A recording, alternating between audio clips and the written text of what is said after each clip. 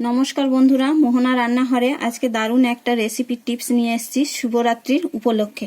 তো দেখো, বড় দানার সাবু নিয়েছি। সাবুটা এখানে আমি 30 মিনিট মতন জলে ভিজিয়ে নিয়েছি। আর এখানে দেখো, গ্যাসের মধ্যে একটা কড়াইতে আমি গরম জল বসিয়েছি। জলটা গরম হয়ে গেছে। এই সাবুটা এখানে আমি ফুটিয়ে নেব।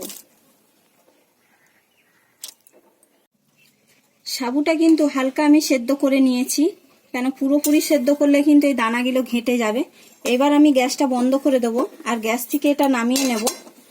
এরপরে এই জলটা আমি ছাঁকনির দ্বারাই ছেঁকে নেব।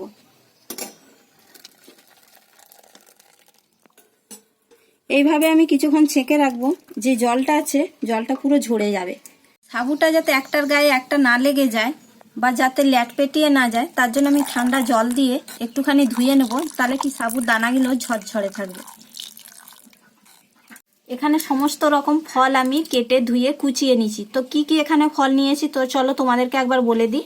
এখানে নিয়েছি কালো আঙ্গুর, সাদা আঙ্গুর, এখানে কলা নিয়েছি, এখানে বেদানা নিয়েছি, একটা আপেল কুচি নিয়েছি, কিছুটা চেরি ফল কুচিয়ে নিয়েছি, কিছুটা কিশমিশ নিয়েছি, আর কয়েকটা খেজুর কেটে নিয়েছি।